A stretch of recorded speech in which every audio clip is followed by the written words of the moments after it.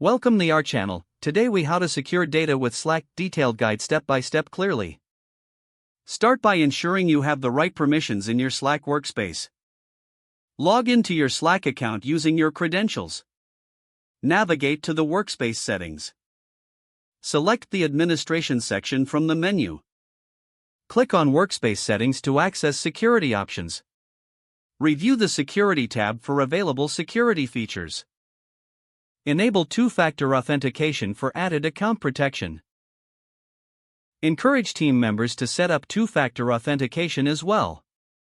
Go to the access control settings in your workspace. Set user permissions based on roles within the organization.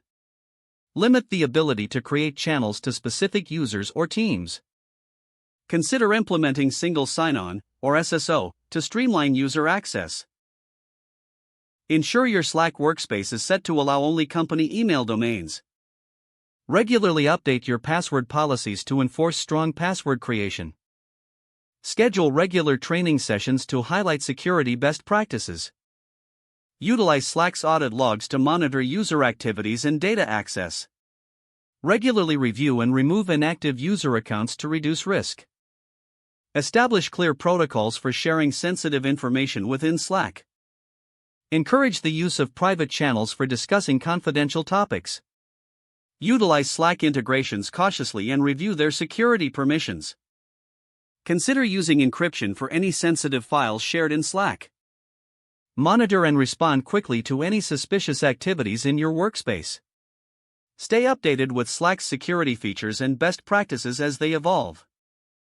If the page does not load, refresh the browser or try again in a private or incognito window.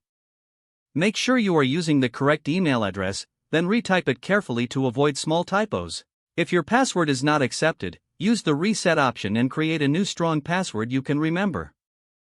Check your spam folder for verification or security emails, then complete any requested confirmation steps.